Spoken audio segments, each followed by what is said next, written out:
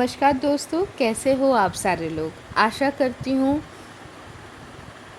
आप अपने अपने कर्तव्य में निष्ठ हो और कर्तव्य को निर्वाह करने के लिए जितना सामर्थ्य चाहिए है परमेश्वर आपको उतना ही उतने ही शक्ति से आपको आशीर्वाद करें ताकि आप सच्चाई के राह में रह पाएँ। इस शुभकामना के साथ चलिए हम आज केन उपनिषद की छठी मंत्र पढ़ते हैं, जानते हैं क्या कहा जा रहा है। ये जो केन उपनिषद है, ये उपनिषद अखंड संस्करण हर प्रकाशनी से प्रकाशित इस किताब से हम पढ़ रहे हैं। इस किताब के अनुवादक और संपादक हैं अतुल चंद्र सेन, सीतानाथ तत्वभूषण और महेश चंद्र घोष। ये जो संस्करण है इसका ही एक पूर्व संस्करण से हम पढ़ रहे हैं। पिछले कुछ हफ्तों से मैं आप लोगों से इस सिचुएशन के बारे में मैं बोल चुकी हूँ। तो आइए शुरू करते हैं शांति पाठ से। ओम आप्यायन्तु ममांगानि वाक् प्राण चक्षुः श्रोत्रमथो बलमिन्द्रियाणि च सर्वाणि सर्वं ब्रह्मोपनिषदं मा अहं ब्रह्म निराकुर्जां मा ब्रह्म निराकरोत् अनिराकरणमस्तु अनिराकरणं मे अस्तु तदात्तनि निरते ज उपनिषत्सु धर्मास्ते मयि सन्तु ते मयि सन्तु। ओम शांति ओम शांति ओम शांति। अर्थात हम परम ब्रह्म से ये याचना कर रहे हैं कि उनके तरफ जाने के लिए, उनसे मिलित होने के लिए, साधना के लिए जिस जिस उपकरणों की ज़रूरत है, वो चाहे मन हो, वो चाहे इंद्रिय हो, वो चाहे बल हो, वो चाहे प्राण हो, उन सब को ही वो परिपुष्ट करे, पोषण दे। और उपनिषद में प्रतिपादित सब कुछ ही ब्रह्म है। मैं ब्रह्म को अस्वीकार ना करूं अविद्या के कारण, और ब्रह्म भी मुझे प्रत्याख्यान ना करें। मतलब ऐसा हम सोच रहे हैं कि ब्रह्म हमको अपने आप से दूर कर रहे हैं, वैसे हम भी तो ब्रह्म ही हैं। सृष्टि में और सृष्टि के बाहर और उसके परे सब कुछ तो ब्रह्म है।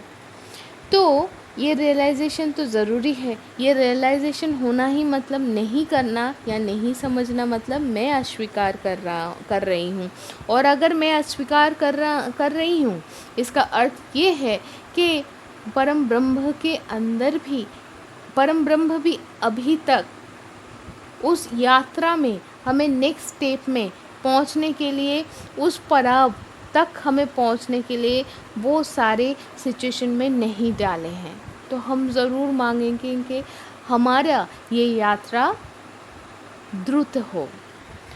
और हम क्या मांगे हैं इस शांति पाठ से? हम ये भी मांगे हैं कि उपनिषद में जो सारे धर्म की बात बोला गया है, धर्म यानी जो धारण करता है, वही सारे हमारे चरित्र में, आत्मनिष्ठ चरित्र में वही प्रकाशित हो, और हमारे जितने सारे विघ्न हैं इस यात्रा में वो सारे शांत हो।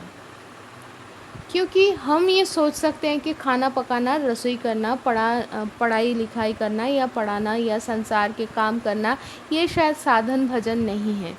नहीं, ये भी है। तो उन तक पहुंचने के लिए हर एक फेज से हमें गुजरना पड़ता है। तो वो सारे हमारे साधना होते हैं, है ना। तो उन सारे साधनाओं में जहाँ पर भी विघ्न आए, वो चाहे आध्यात्मिक हो, आधि दैविक हो या आधि भौतिक हो, वो सारे शांत हो जाए। तो हमने तो प्रार्थना कर ली, अब तो सब कुछ परमेश्वर के हाथ में है, परम ब्रह्म के हाथ में है। तो चलिए हम केनोपनिषद के प्रथम खंड से हम पढ़ना शुरू करते हैं। केन शीतं पतति प्रेषितं मनः केन प्राणः प्रथमः प्रैतिजुक्तः केन शीतं वाचमिमां वदन्ति चक्षुः श्रोत्रं क उ देव जुनक्ति। श्रोत्रस्य श्रोत्रं मनसो मनो जद्दाचो ह वाचं स उ प्राणस्य प्राणः चक्षुजश्चक्षुरति मुच्य धीरा प्रत्यास्ना लोकादमृता भवन्ति।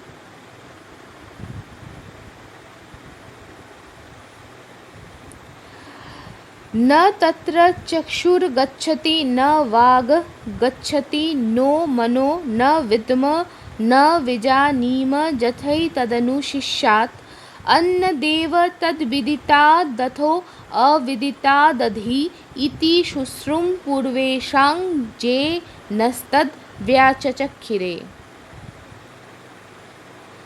जद्याचनभूदितं येन वागभूदते तदेव ब्रह्म त्वं विद्धि नेदं जदिदमुपासते। हम 5वें मंत्र तक पढ़े हैं। केनोपनिषद की जो प्रथम मंत्र है, केनोपनिषद शुरू हो रही है एक प्रश्न सूचक वाक्य से, वो है केन अर्थात कौन। और जो हमारे सामने यही प्रश्न लाके खड़ा कर दिया है कि भाई हमें तो लगता है हमारे शरीर हमारे इंद्रिय सारे मन परिचालन करती हैं, तो मन को कौन परिचालन करती है, कौन मन को चलाता है? यही प्रश्न का जवाब हमें द्वितीय मंत्र से मिलना शुरू हुआ है, जहाँ पर बोला जा रहा है कि आँख जिसके शक्ति से देख पाता है, प्राण जिसके शक्ति से प्राण के धर्म निभाता है या प्राण कार्य करता है, कान जिसके शक्ति से सुन सकता है, वाक्य जिसके शक्ति से वागेंद्रिय से उच्चारित हो सकता है, वो सारे ये जो मन इंद्रिय वाक सारे सबको जो परिचालित करते हैं, जिनके शक्ति से ये सारे एग्जिस्टेंस में हैं, उनको पंडित लोग जो ब्रह्म उपलब्धि में, ब्रह्म को उपलब्धि के राह में हमसे कई गुना आगे हैं, वो अलग अलग मान के ही अमृतत्व को लाभ किए हैं। क्यों? क्योंकि अहम ब्रह्मास्मि ये परम सत्य को उपलब्धि करने लायक हम हो नहीं पाए हैं। अभी अगर हम बोलते हैं कि ये जो सामने ये जो टेबल क्लॉक है या ये जो सामने मेरे लकड़ी का टुकड़ा है, ये भी ब्रह्म है, हम सिर्फ जानते हैं, मन से उसको उपलब्धि नहीं कर पाए हैं।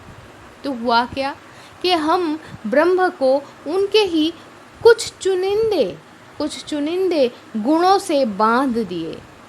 लेकिन ब्रह्म तो सिर्फ लकड़ी का टुकड़ा नहीं है, ब्रह्म तो सिर्फ आप नहीं हो, ब्रह्म तो सिर्फ मैं नहीं हूँ, ब्रह्म तो सब कुछ है इस सृष्टि और सृष्टि के परे, और जो हम समझ नहीं सकते उससे भी परे। तो इसीलिए फिर कहा जा रहा है तृतीय और चतुर्थ मंत्र में कि ब्रह्म को आँख नहीं देख सकती, उनको हम वाक्य द्वारा प्रकाश नहीं कर सकते, उनका हम वर्णन नहीं कर सकते, हम उनको वाक्य से प्रकाशित नहीं कर सकते, हम मन द्वारा उनको हम कल्पना भी नहीं कर सकते। We can't imagine, we can't assign. तो वो मन और इंद्रिय के अगोचर हैं। जिस प्रकार से आचार्य अपने शिष्य को ब्रह्म विषय उपदेश देते हैं, हम लोग वो भी नहीं जानते। ये जो ब्रह्म इंद्रिय द्वारा विदित समस्त वस्तु से पृथक है, इंद्रियादि के अगोचर विषय के भी पारे हैं। जो सारे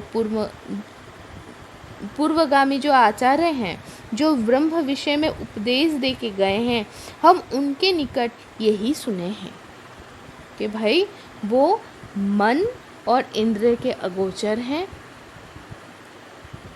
और गुरु अपने शिष्य को ब्रह्म ज्ञान का उपदेश देते हैं और ब्रह्म इंद्रिय द्वारा जो सारे वस्तु है उससे तो अलग है ही, और इंद्रियादि के जो अगोचर है उससे भी परे हैं, मतलब वो संपूर्ण है। एक्चुअली कॉन्सेप्ट ये है कि वो संपूर्ण है। तो फिर कुछ मिसकॉन्सेप्शंस हैं अभी जो हम जैसे व्याख्या करने की मैं कोशिश की मेरी क्षुद्र बुद्धि से कि भैया देखो वहाँ पर तो मैं अगर लकड़ी बोल दी तो उनको मैं कुछ एक चुनिंदे गुणों से बांध दिया। तो ऐसे बहुत सारे मिसकॉन्सेप्शंस हैं, वो मिसकॉन्सेप्शंस 5वें मंत्र से तोड़ना शुरू किया गया है। तो क्या कहा जा रहा है कि जो वाक्य द्वारा प्रकाशित नहीं होते हैं परंतु जिनके द्वारा वाक्य प्रकाशित होता है, आप उनको ही ब्रह्म बोलकर जानना। लोग कहते हैं कि यही ब्रह्म है बोलकर जो सारे दृश्यमान अनात्म बाह्य वस्तु की उपासना करते हैं वो ब्रह्म नहीं है। आप उनको ब्रह्म बोलकर मत जानना। अच्छा, ये तो तोड़ा गया है। तो छठे षष्ठ मंत्र में क्या बोला गया है? जन्मनसा न मनुते जेन हुर्मनो मतम तदेव ब्रह्मत्वं विद्धि नेदं जदिदमुपासते। अर्थात क्या बोला गया है? मन के द्वारा जिनको हम मनन नहीं कर पाते परंतु मन जिनके द्वारा नत व्याप्त प्रकाशित या हम विदित या ज्ञात होती वो ही उसको ही लोग ब्रह्मविद कहते हैं कि तुम उनको ही ब्रह्म बोलकर जानना। जो अनात्म बाह्य दृश्यमान पदार्थ को लोग यही ब्रह्म बोलकर उपासना करते हैं वो ब्रह्म नहीं है। वो ब्रह्म ही ये भ्रम है।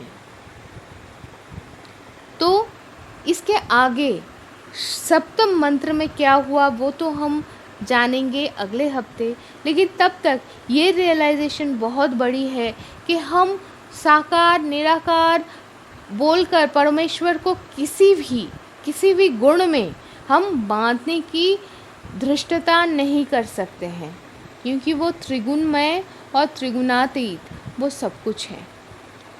तो चलिए दोस्तों, आज शमिता आप लोगों से इजाज़त मांगती है।